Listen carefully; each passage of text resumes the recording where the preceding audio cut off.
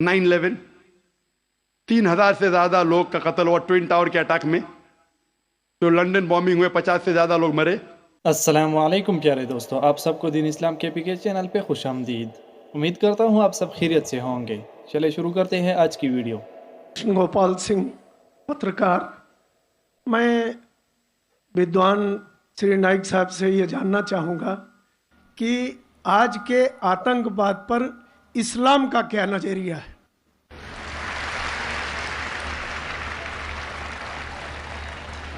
भाई साहब ने सवाल किया है कि आज के आतंकवाद पर इस्लाम का क्या नज़रिया है, और मैंने एक तकरीर की है अंग्रेजी में भी, इज टेररिज्म मुस्लिम मोनोपोली, और पूना में भी उर्दू में, हिंदी में।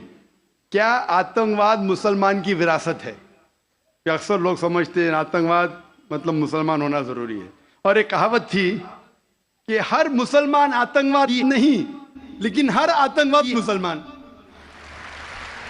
तो इस जुमले की वजह से मैं तकरीर की थी, वक्त की किल्लत है अभी, लेकिन आपने कहा कि आतंकवाद पर इस्लाम का क्या नज़रिया है। कुरान मजीद में साफ अल्फाज में लिखा है, सूरह मायदा में सूरह नंबर 5 आयत नंबर 32 में, अगर कोई भी इंसान दूसरे इंसान का कत्ल करता है, सिर्फ कत्ल के बदले कत्ल, और अगर वो इस जमीन पे फसाद फैला रहा है, इन दो वजह के अलावा कोई इंसान दूसरे इंसान का कत्ल करता है, गोया कि ऐसा है कि सारी इंसानियत का कत्ल करता है।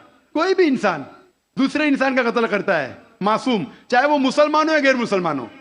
अगर कोई इंसान दूसरे इंसान का कत्ल करता है, चाहे मुसलमान हो या गैर मुसलमान हो, अगर मासूम इंसान का कत्ल करता है, तो कुरान की आयतें गोया कि वो सारी इंसानियत का कत्ल कर रहा है। और अगर वो एक मासूम इंसान की जान बचाता है, चाहे मुसलमान या गैर मुसलमान हो, गोया कि वो सारी इंसानियत की जान बचा रहा है। तो मुख्तसर सा ये जवाब है, अगर कोई मासूम लोग का कत्ल कर रहा है, इस्लाम में हराम है। मिसाल के तौर पे 9/11 3,000 से ज्यादा लोग का कत्ल हुआ ट्विन टावर के अटैक में। जो लंदन बॉम्बिंग हुए 50 से ज्यादा लोग मरे। जो बॉम्बे के अंदर ट्रेन बॉम्ब ब्लास्ट हुआ, 180 से ज्यादा लोग मरे। मासूम इंसान का कत्ल करना हराम है। ये सारे जितने अटैक्स है, किसने क्या मैं जानता नहीं हूं। मीडिया कहती हो सकता है मुसलमान, मेरे पास कोई सबूत नहीं है। जिसने भी किया उसने गलत किया, चाहे वो मुसलमान ने किया गैर मुसलमान ने किया, लेकिन अब तक ये सारे अटैक्स का कोई सबूत नहीं है कोई भी गवर्नमेंट के पास, ना यूएसए के पास, ना यूके के पास, ना इंडिया के पास। प्राइम सस्पेक्ट कहते हैं। लेकिन जिसने भी ये कत्ल किया, चाहे मुस्लिम है गैर मुस्लिम है, वो हराम है।